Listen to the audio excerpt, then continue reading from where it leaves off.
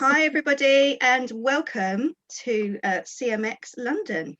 So today we are going to be talking through resilience. The CMX Connect events are about harnessing the incredible power of community. So we're going to be talking you through that today and finding out a little bit more about you, about how you handle resilience for you and for your teams and for your organisations. So welcome today. And as I said in the chat in our Zoom meeting, we do have an opportunity for you to say a little bit about where you're coming from and what sort of community you're involved with. So today, just some general guidelines for us. If you're in a group discussion, it'd be great if you could turn your camera on. Outside of the group discussions, if you could pop yourself on mute if you've got any background noise, that'd be really helpful. Please feel free to close any distracting applications so you can focus. Please use the chat box if you want to ask questions or leave comments. And yeah, if you want to grab a favourite snack or a drink, please do. I've got some dried apricots just slightly out of reach, but I'll be getting them soon. Okay, so now you should be seeing a slide which is talking us through CMX Connect. You will see the London team on there along with other CMX teams. So there are actually 60 chapters of CMX Connect around the world. These are actually in-person events. We've been running them remotely about since February 2020, of course, of the pandemic. But yeah, these groups, they're events really about harnessing the power of community. So bringing people together, connecting, learning, sharing and growing. Yeah, so a little bit about CMX as well. So the CMX organisation is about helping community professionals to thrive. We're doing that through networking, through education and through support. So the aim of any CMX event in my mind is so that you can connect. If you can meet just one great person, then that's fantastic. And also to learn. So you get one actionable thing that you can implement right away. And also just to advocate, because I think as we all know, the community industry, it'd be really great if there was a little bit more advocacy going on and people knew about the work that we do. Let me talk you through today. So build a resilience toolkit. So what we're going to be doing is running through the structure and aims of today. So now until about 2:15 is an introduction, just to you have a little bit of a sense of what we're doing today. Then we're going to have a 30-minute slot to hear from our expert panel. And then we'll have 30 minutes for group discussions. And then there'll be a short period of time, about 10 minutes for feedback from your group facilitators. And then we'll be hearing about our next event. So that's the way we're going to do it. So hopefully you now understand the structure, but if you've got any questions about anything, feel free to add those to the chat. So yeah, so hopefully that makes sense. In terms of our panel discussion, I just want an opportunity to introduce our panel discussion before I stop sharing my screen. So we're actually going to hear a little bit about resilience from some people who I think have some fantastic experience to share. So as we all know, after the challenges of 2020, and I'm sure all of us have probably faced lots of challenges in the last year, what with changes to work, with changes to society, with changes in our own personal lives, whether or not we've been impacted by coronavirus COVID-19. So just there's quite a lot I think we'll all know around those challenges. So I don't really think it was any surprise that resilience was chosen as the theme for 2021's Community Manager Advancement Day. And that was on the 25th of January this year. And that's something that's been running for about 10 years. And it's an annual day which is recognising the work of community managers. So this event is actually part of the CMX series on CMAD, on resilience. So just so that you know, I'm sure you probably already do, but just from my point of view, resilience is about being able to withstand. It's about being able to work through and being able to bounce back from life's challenges. It's about how we look after ourselves, how we support our teams and colleagues, and how we support our organisations. So hopefully today, we're going to uncover some of the secrets of building resilience. So like I said earlier, we're going to have a little bit of a chance to hear from our panel and then chance for group discussion. But actually, I think what's really important about today is to recognise the work of the UK health industry. I actually think Yeah, we've heard a lot about clinical professionals in health, rightly so. Doctors and nurses and surgeons and pharmacists, and the fantastic work, and epidemiologists and virologists as well, and the work they've been doing to tackle coronavirus COVID-19. And I think we don't often hear about non-clinical health professionals, those working in the NHS, those working in other health organisations. I actually blogged about this recently because I think a lot of people working in health are the unsung heroes of the pandemic. So yeah, so we're going to be hearing from our expert panel, and so I'll introduce them now, and then I'll stop sharing my screen. So. Great. So we are going to be hearing from Darren Gough, who has 15 years experience in community management, including supporting the work of the National Health Service in the UK. We have Abigail Nichols, who's leading the community team of over 20 at the UK health charity Mind. And we've got Ed Schrager, who has over 15 years experience in health charities in organisational development and is now a first adopter of the Be Humankind organisational development approach. So yeah, so what we're going to do now is we'll have each of the panel give us a few minutes of their insights on building a resilience toolkit for individuals, for teams, and for organisations. So yeah, thank you very much, panel. Okay, so what I'm going to do is I'm going to introduce Darren to come and speak to us first.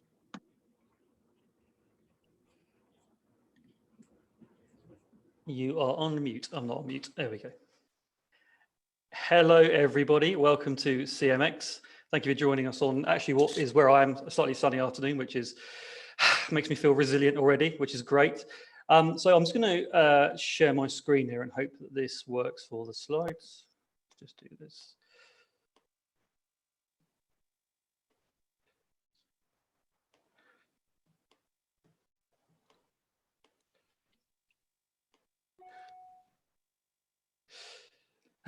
A privacy issue. What a great start.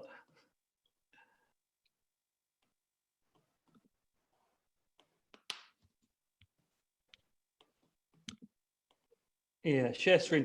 Serena, have you got, can you get access to the folder for us? Sorry about this. It just doesn't seem to be Not to worry, nicely. Darren. Let me go ahead and sort that out.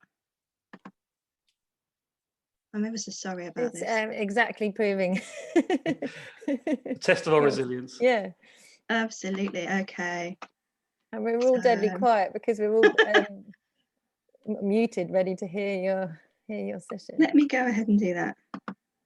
Yeah, so you should be in there, Darren. Huh. Okay.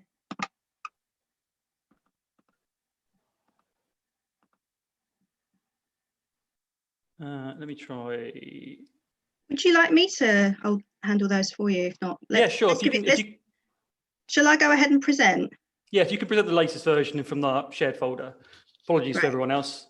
Yeah, no worries. Let me go ahead. I'll go ahead and present. This is bouncing back, so it's live. We'll get the technical gremlins out of the way at the start, Sheree. Oh, great. Okay, so let's go ahead and share. Okay, I'm going to go ahead and present, and then I shall mute myself, hopefully, so that you can drive those once they load, Darren. Okay. Lovely flowers, Rob. It looks like you're self-caring. Okay, is everyone seeing my screen? Cannot recommend that enough. Yeah, we can see it, Serena. Yeah. Awesome. Bloom and Wiles, they've got a deal on at the minute. Oh, nice, Rob. Nice one. Lovely. Thanks, Serena. So can everyone see that first slide? Okay, I assume we can. So this is going to be a bit like the government briefing, Serena. So every so often I'll say, next slide, please. And if you could jump forward for me. So I think you did a quick introduction on me at the start. But not a problem. We'll restart. Hello to everybody. My name's Darren Gough. I'm as Serena said, a 15+ year online community veteran. I know it doesn't look like it. Thank you very much. And I think I've probably done every job in online community you could possibly do. I started with Martin Lewis's Money Saving Expert. Some of you, especially in the UK, might know, which became quite a large community. And then I've subsequently worked on the other side of the fence, helping people build online communities and find and train community managers and do pretty much every other thing you could do with community, which is really exciting. Next slide, please.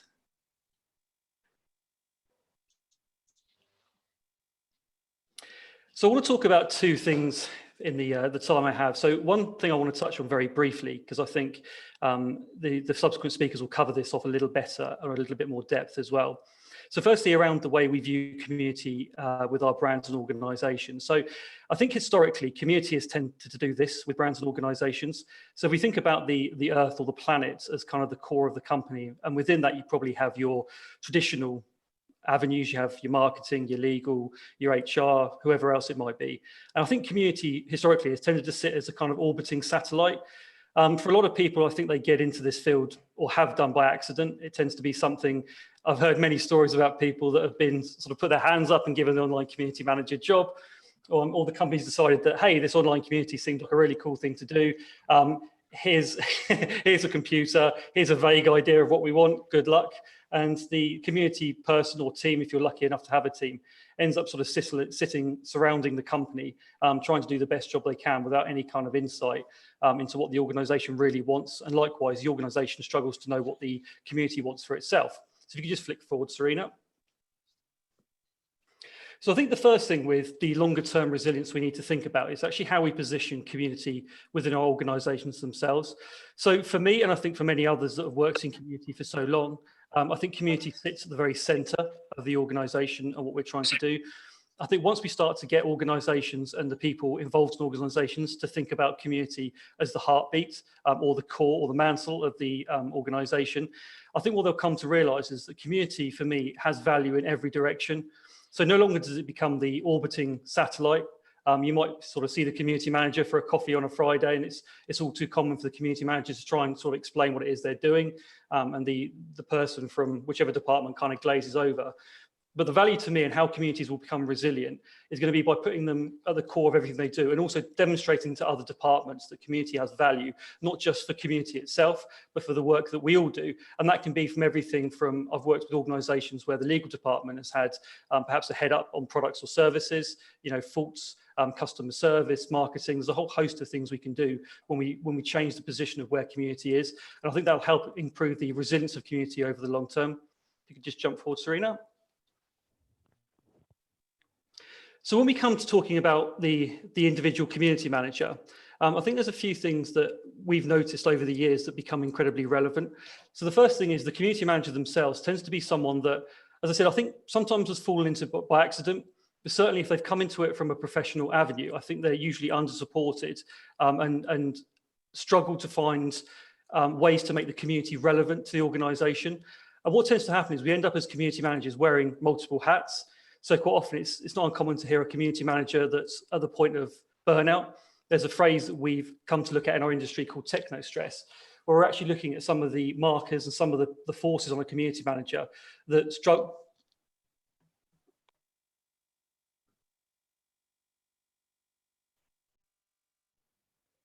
We lost him.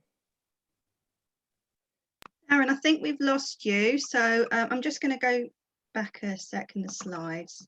Give me a second. Darren had to immediately, without warning, put on one of his other hats that he was talking about. Right. He's just texted me saying he's lost connection, obviously. Oh no. So it might be worth moving on, and he'll come back in a sec. Yeah, maybe if okay. there's any. I mean, we know this, don't you? You could talk through this one. Hopefully we can have Darren back at some point. So while he's getting himself sorted, just to say, I think this top 10 self-care list I found incredibly helpful when we first heard it back in January 2020. We co-ran an event around Community Management Appreciation Day on self-care, and actually self-care and resilience go hand in hand. So it's really important that we have that reminder, really. So starting with yourself and your own resilience being an incredibly important part of just that whole resilience piece. So I think we will be giving out these slides, so you'll have these. But if any kind of come to mind when we have our group discussion later about resilience, just feel free to share. So what I'll do, if I just stop sharing my screen, just to hopefully we'll get Darren back. I don't know if maybe it'll be worth us. I feel a little bit like I'd like to talk about good thinking, but I'd love to do it with Darren in the room. So whether we maybe can pause on that and come back. Let's come back. I think that's There's lots of great self-assessment tools that they have that can help us all. So let's him. Yeah, he's just messaging me on Slack and saying he's trying to get back in. But yeah, I think moving on is a good idea, and then we can come back to him. Lovely. All right. So yeah, 2 examples right now of what can happen with. I'm just enjoying many, you know, in hours or days to come, I will be chuckling to myself. But yeah, right now, not so fun.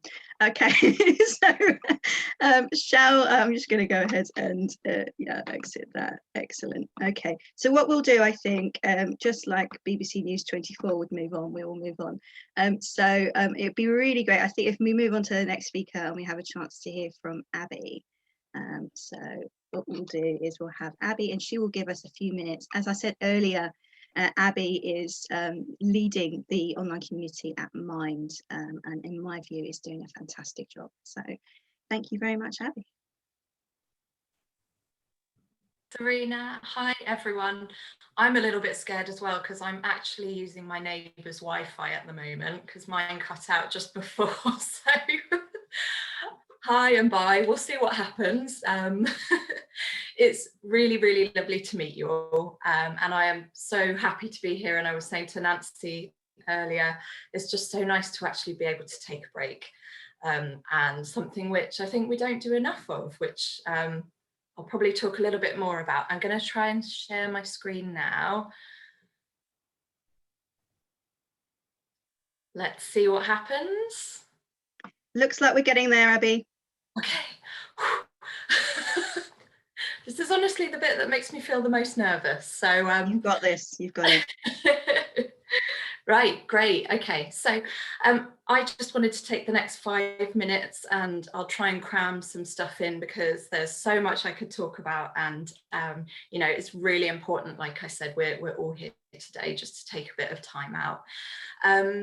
So just wanted to recap really on the last year at Mind, the intensity of COVID, and the you know, the impact on everybody's mental health, and to think about some of the things we learnt on our online community side by side, and hopefully some of those lessons that you can take forward, and all of us can take forward, including me, because while I'm saying this to you, I'm also thinking in the back of my mind, yeah, I haven't done half of this stuff. So let's, I think, put the thought out of our head that we're going to do all this stuff. Let's not try and be perfect, but let's just try and be kind to ourselves.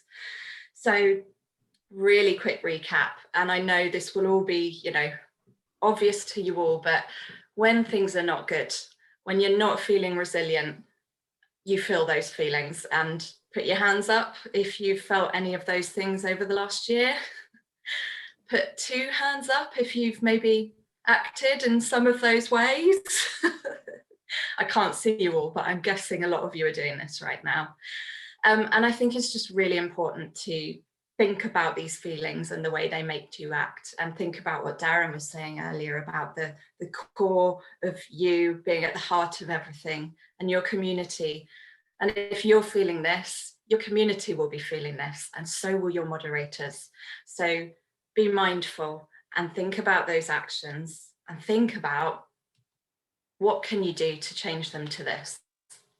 So when things are good, when we're feeling resilient, we feel supported, recognised, cared for, and we feel good, and we act in a very different way. And I think it's that kind of absolute contrast to keep those in mind.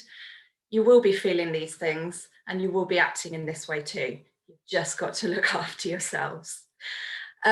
Just some really interesting things that we tried last year, and I want to do so much more of to help kind of build that resilience, and hopefully some kind of practical tools for you. I'm going to rush through this because I know I'm probably on about 4 minutes already.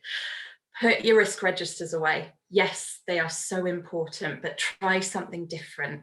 Get in a room, do some role play, be the actors, act out those scenarios of your community members, you, how you might respond to a certain situation, and really think about how that's going to work for you, so you can prepare yourselves. And yes, it's about the comms and the messaging, but it's more than that. It's about the kind of behaviours and how you really get yourselves ready for a situation which might arise on your community or within your team, to be honest. So I'd really recommend having a look at .digital consequence scanning. There's some great stuff on there, and hopefully some stuff you can take away and try yourselves. Are your mods really okay? And I say this very much with the framework that we have, where we have a team of remote moderators. We're all working remotely now, so we've all had to get used to so much during this time.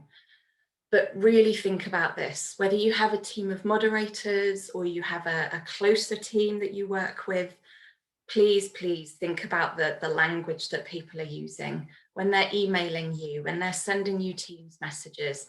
The slightest kind of nuanced language could give you a clue to how somebody is really feeling. So ask them, please check in with them, have your debriefs after your shifts, do your handovers. We do some just really simple stuff. When our moderators are handing over between each other, we just ask them a set of questions. How are you feeling today? What was difficult on your moderation shift? What would you like us to pick up? These things just really give us an insight into how our moderators are doing.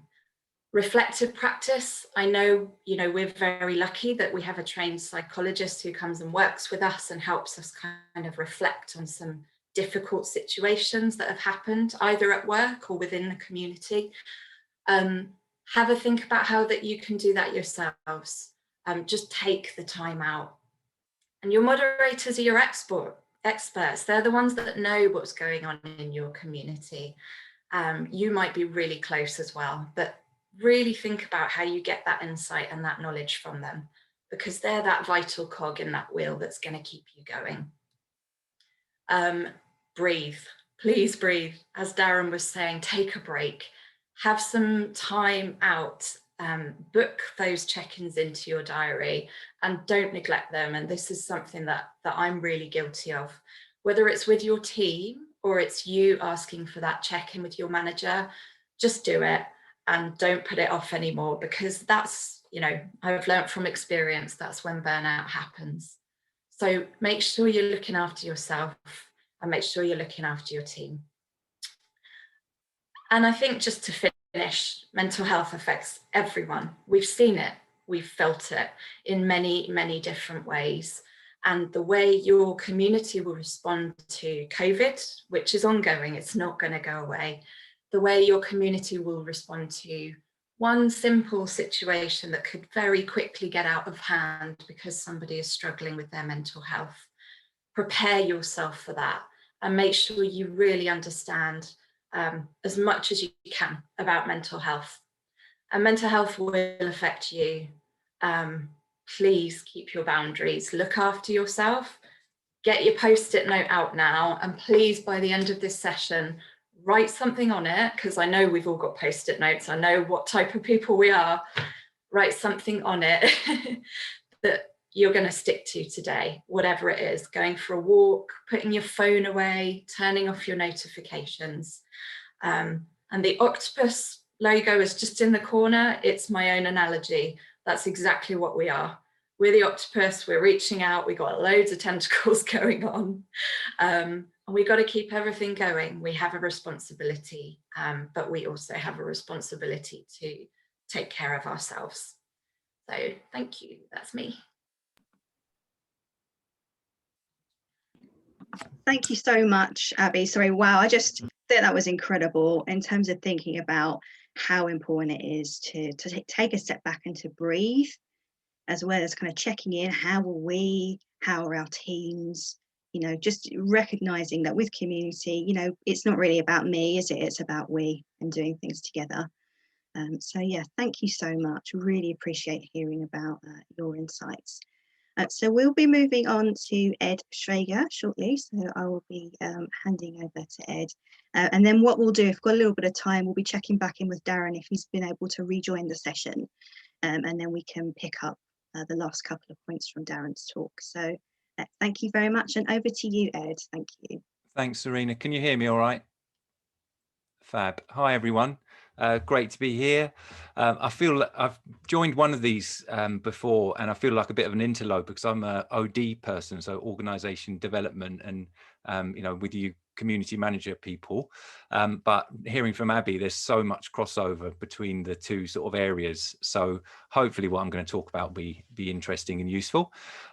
So I've worked in OD for about 15 years or whatever, more now, and until recently that was with Alzheimer's Society. So that's where my link with Serena comes in. So we've sort of kept in touch over the years, and I'm now having fun and sort of satisfying my nosy streak. I keep talking about how you have to be really nosy and curious to be an OD, so I get to do lots of that and working with different organizations, trying to help people with personal, team and organization development. And I've ended up doing quite a bit of community management with that now, which I didn't really know it was community management, but that's what it is. Serena's been helping out, which has been really good. And it's kind of brought me here today. So one of those communities is called Be Humankind, and that's what I'm going to talk a little bit about now. On a personal note, for me, I find going for regular walks each day and also having an Ethernet cable does wonders for my resilience. So the best thing I ever did was get my Ethernet cable, so my Wi-Fi is pretty stable. But having said that, it's probably something's going to chop off. So fingers crossed. So going into what I was going to talk about, so I appreciate it's hard for people in organizations leading change, but I'm getting really sad hearing too many tales of, like, one from a friend of mine that I had recently, and I've heard lots of similar stories, which is things like, this person got in touch to say to me, I just wanted to let you know that my time at my current organization has now come to an end, made redundant. Finally, it dragged on. My time didn't end as I would have liked, and it really affected my mental health. So I imagine other people have probably heard those kind of stories recently. And yeah, I just get really sad that, inevitably things change and things need to change, but it's how it's handled that is really important. And it feels like it's not being handled that well organizationally. So coming from the organization view, it's not necessarily being handled in the best way. So there's sort of the individual level, there's the team level, and then there's the organization level. And that's the thing that the Be Humankind OD model that I'm going to try to share now is trying to sort of help that situation. So just going to try and share that. Hopefully you can see that. Can you see that? Give me a thumbs up. Perfect. Yeah, lovely, good. Yeah. It's not blue on black, Serena, either, fortunately. Thank you. So this is the Humankind OD model, and what I just wanted to put this up on the screen for was just to try to trigger a thought for a minute for you guys about all the organizational stuff there is that brings pressure to us all as humans. So including changes in strategy currently being forced on us by the pandemic. So, if you look at that, it's a fairly common picture of what happens around organizations. So you've got a vision and purpose, culture, how you do things, you've got your strategy, probably got three pillars or something like that. And then you've got the leadership, whatever that entails, systems and processes, learning and improvement, structures, people, all this stuff is all around the human beings in the organization. So it just causes a lot of energy to be spent on dealing with all that sort of stuff. So in many respects, it's not surprising that working in organizations actually taxes us quite heavily, because there's all this stuff going on, and most of it is needed. And so it's all that stuff just creates the need for us to be even more resilient. So it's trying to get those things working in the best alignment as possible. That's the deal we're trying to get through this Humankind OD approach, because it causes a lot of stress to the organization, it causes stress to the teams, and it causes stress to the individuals as well. So if you're a really resilient person, if you're working in an organization that is a bit wobbly and it's got problems in some of these areas, it's going to be really hard to survive. And what we're talking about is starting with the human first. So it kind of comes back round to a lot of the stuff that you guys have been talking about already, which is, you know, putting the person at the center of all of this. And that's the human, that's all of us. I'm just going to try to move my slide to the next one. If I can just, get out of the way. You know, this Zoom bar, it always seems to get itself in the place where you don't want it to be. And then I've moved it on without even thinking about it. So this is the bit about what is within the human. And I couldn't quite, my brain didn't get fast enough to work out what how this maps over to what Abby was talking about, and even what Darren started talking about. But these are what we call the 4 habits and the 4 superpowers that are at the center of the humankind model. So these are the things that you need to be the best sort of human that you can be. And that's starting with, I'm my best self, I'm purposeful, I'm courageous, I am with others. And then the superpowers around the outside, which are the really key ones, being I have empathy, I'm in flow, I live in kindness, and I'm making a difference. So there's all these parts of being the best kind of human being that you can be. And the key one, which I think then links back to the stress that a lot of people are under at the moment, is I have empathy. And that's, so in the work that I've been doing with a lot of organizations, that's the thing that is kind of, it's almost like it's the magic ingredient that is often missing, is having empathy.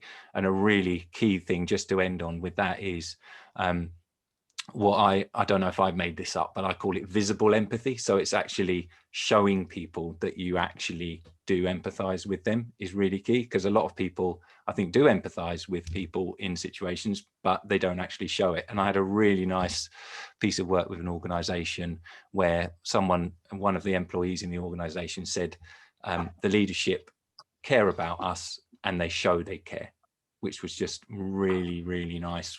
And it just showed that it is possible. It's really hard. It takes a lot of effort. But when you really demonstrate that visible empathy, it makes a really big difference. So I'm going to leave it there. Thanks very much for your ears. Just a little sort of tidbit about the organizational side of things, just to see if that sparks off any thoughts. Thanks, Serena. Back over to you. Great. Thank you so much, Ed. That's fantastic. Yeah, I just think for me, I mean, and I don't know how long you guys have been in community circles, some of you, but just to think through the intersection between how organizations are, you know, build themselves and how they develop and how people relate to each other and how we engage with people.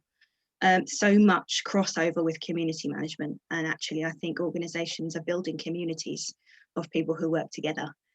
So yeah, definitely worth kind of seeing a little bit more of those insights, that's for sure. I'm just going to quickly check in and see if Darren has rejoined the session and if we're able to hear from him. I can't see him in here. Okay, so what we'll do, we've got a little bit of time before we were due to start in groups. I don't know if anybody has any specific questions that they'd like to ask the panel. You guys are pretty much here. You can either ask them by unmuting yourself or feel free to add them in the chat if anybody has any specific questions for the panel that are here today.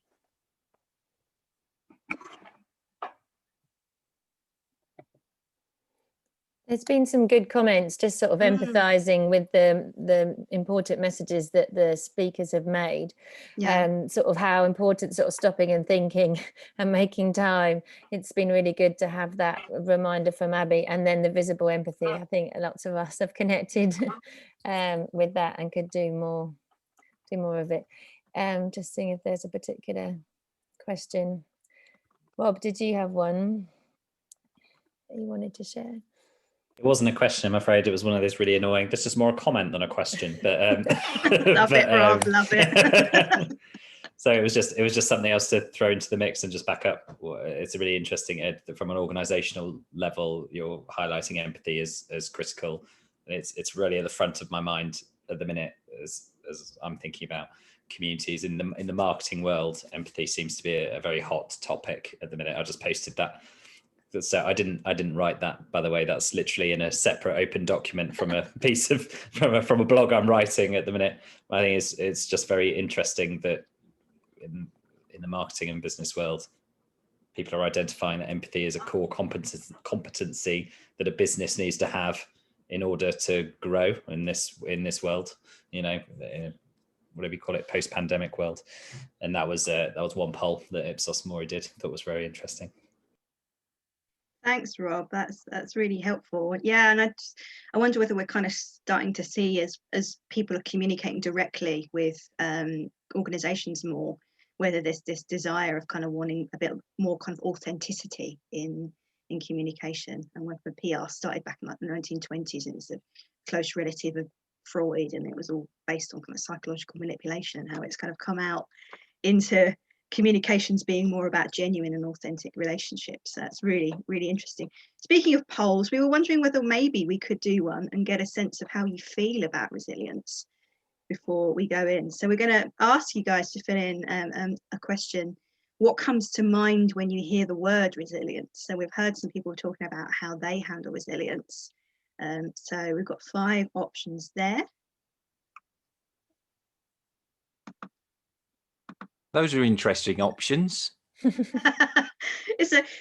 trying to go with the many different emotional directions that you might go in with a word like resilience, plus the something else option, which is always someone who says, I think if you answer something else, you've got to put it in the chat. Yeah, that should be absolutely. Give us hungry should be an option, no, but yeah.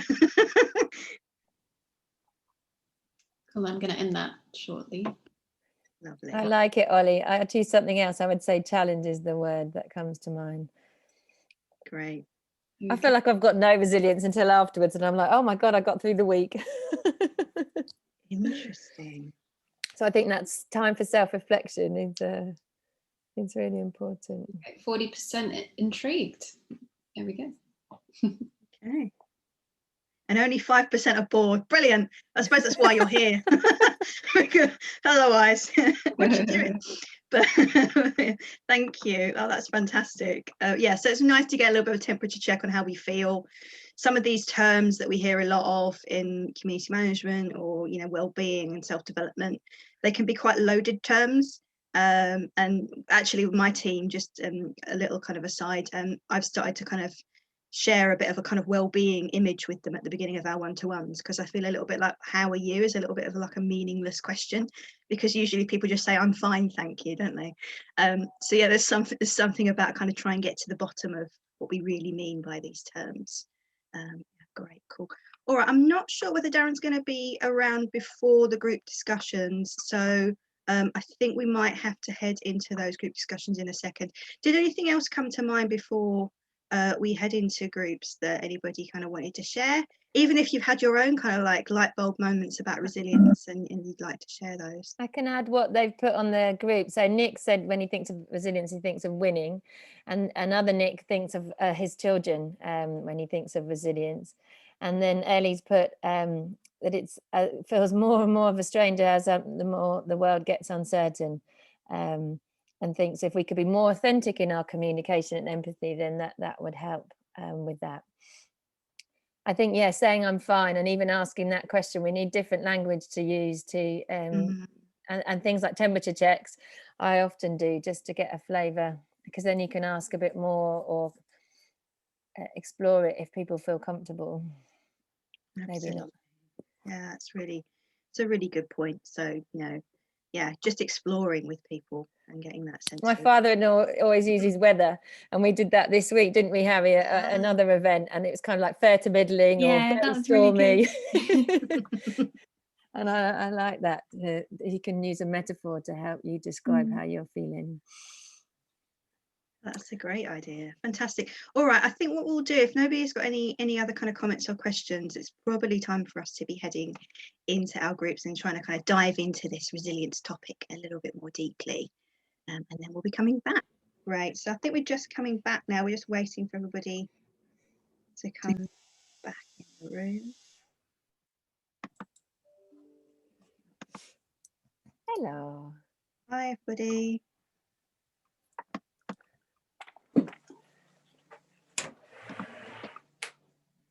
Great, so I think we should have pretty much everybody back now.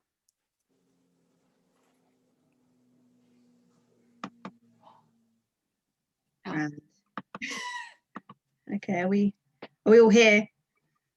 Yeah, I think so. Fabulous. You're not Okay. here. So. Yeah, it's very existential. So yeah, thank you so much. Hopefully you found that helpful to go into a slightly smaller group and to just be able to kind of think through and reflect on the topic a little bit. But yeah, so thanks ever so much for doing that. We were talking through in our groups just about different questions around resilience and how we handle challenges, and what advice we might give around resilience, what particular qualities that we might think contribute to resilience, what we might be focusing on in the coming months in terms of resilience. So what we'll do, each of our group facilitators is going to get a chance to share a very quick summary of the insights, just the kind of top couple of things that have come to mind. So what we'll do, I'm happy to start while I'm here, and then what I'll do is each of the group leads will just take it in turn to share their insights. So yes, so from my group, a lot of what we were talking about was just how there's such an intersection between personal resilience and then kind of how we relate to our teams and colleagues, and then, you know, how, you know, we're relating and within our organizations. So we were talking about the real importance of starting with us and starting with personal resilience and personal well-being. And just recognizing that it's really important that we have the headspace so that we can then do our work and that we can then reach out and connecting and help others as well. So yeah, so a lot of things we were talking about around resilience, starting with self-awareness, and just taking that time to understand ourselves, and also taking that time to understand our teams or our colleagues as well, and just how important that is. And then we were talking a little bit about authenticity, so being real, and being able to be real on your whole self, you know, as an individual, as an employee, as a team lead, and then also psychological safety, which is this term we're hearing more of nowadays around, are we building teams, are we building organizations where people can be vulnerable, where people can talk about the good things and also the more difficult things. Yeah, and so we were just talking a little bit about that and the importance of being able to embrace that vulnerability, have that validation come from you as well as not from everybody around you, and also just, yeah, taking that time to connect in with our colleagues and our teams so that we've got that support network going. So yeah, so that's from me. I'll be handing over, I don't know which group lead, feel free to just jump in. Do you want me to go? Sorry, Ed. We had a great discussion, and I've got a tip from community, org, and self, which I'm going to try and say quickly. So on the self, looking at resilience from the personal view, our group suggested if you're doing a task that's really hard or perhaps you've been putting off and you don't like, that you could break it up in intervals with a timer, and then do something nice to in between, or just to give yourself, almost compete with yourself to get it done in that time, because the longevity, maybe without the working day and commute, it made things either get put off or take a lot longer than they should. So I love that sort of having some time parameters around it. For the community, they mentioned about flagging when things when members are sad, and enlisting volunteers to sort of help you notify. And I know some of you obviously already have that in place, but maybe in other communities where it hasn't happened yet, this year it might be more prevalent. So having a process to sort of look at and see how and check in on how members are doing. And then the final one from the org, which I absolutely love, is that the leaders, in some organisations, don't always appreciate what frontline community managers do or experience. And we felt what would help is if they took an hour, a day, or a shift on the front line and really experience it firsthand, so they can appreciate what people are exposed to and how that feels to them, because that would help them maybe be more supportive and make the help the communities be more resilient. So I love that. I'm going to definitely put that forward to some ununderstanding leaders that I might know. That's us. Thanks, Nancy. Yeah, absolutely. Just the idea around having the insight and the recognition of what work is going on. It's really great. Yeah, great Abby, ideas. Thank you. you're welcome. Abby, what do you want to go next? Yeah, of course. And I love that idea too. So I'm going to be stealing that next week. So I had a really, really great discussion just about, I'll just kind of run through the kind of key things, the key words that came to mind. Controlling the things that you can control and putting your energy into the right places. So we spoke a lot about energy and really making sure that when you're doing something, you're doing it to the best of your abilities. And then the things that just aren't working for whatever reason, whether it's the impact of COVID or delays, to move on from them and focus on the things that you can make a difference with. We spoke about the practical stuff again. Food, Alexandra said, food, sleep, physical activity, and restore and repair. And I think that was lovely. You know, those are really crucial and we know them, but we just don't do it. And we're all guilty of it. So if we can try and make a difference, we will give our brains time to rest. And I think that was really crucial to us. We spoke so much about sleep and the importance of sleep. And Nick in our group recommended a really great podcast, which I will put in the toolkit of resources, which sounds fantastic. Fun, laughter, connecting with other people as much as possible. And I just had a thought as well, in terms of connections, what we're doing at Mind is starting to have like tea dates with people around the organisation, because no one ever makes the effort because we're all so busy. So actually what we're doing is a random selection, and we're just having a cup of tea, getting to know other people and taking some time out. It's okay not to be okay. And I think that was the most important thing. Like, be kind to yourself, take a breath, but take a step back. If things feel really full on, move away from your computer. Do not send that message. Do not send that email. Speaking from personal experience, come back to it when you've had a think, and most likely you will be in a different headspace. And just a final analogy, we spoke about kind of the images that came to mind. We've got the octopus, we've got Darren's talk around being the core of the earth. And we spoke about kind of this analogy of being boats in a storm. You know, every boat is different, so you need to think about how you're going to build your boat up. But the phrase, we're all in the same boat, we're not, we're in different boats, but we're all in the same place. So I'm stealing that one. That was from Nick again. So that was us. Yeah, thank you. Great, thank you, Abby. That's that. I love that analogy. Yeah, all in the same boat. That sounds fantastic. So we're going to hear from Ed. So great, Ed. What insights did you guys have? Sorry, I was just getting my tea order coming. Yeah, just very briefly, because I know we're at the end.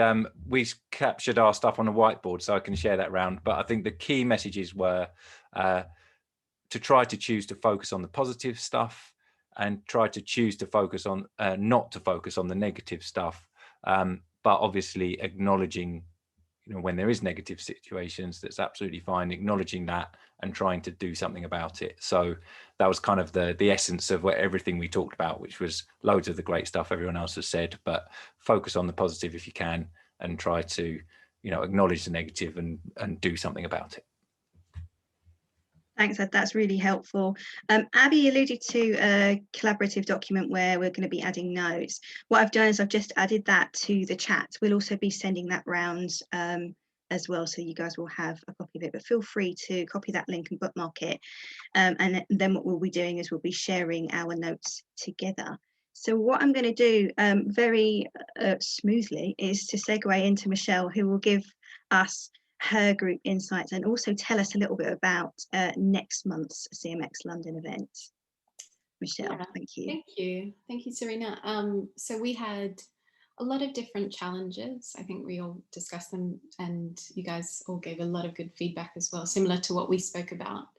Probably what spoke to me was the fact that, you know, self-care is so important. You know, there's no reason for you to get to a point where you can't, you know, do your job So it's an investment. I think Ellie put that nicely in our group. So yeah, just to end on that note, because I know we're at 27 minutes. So for the next event, I might just present. I'll show the slide.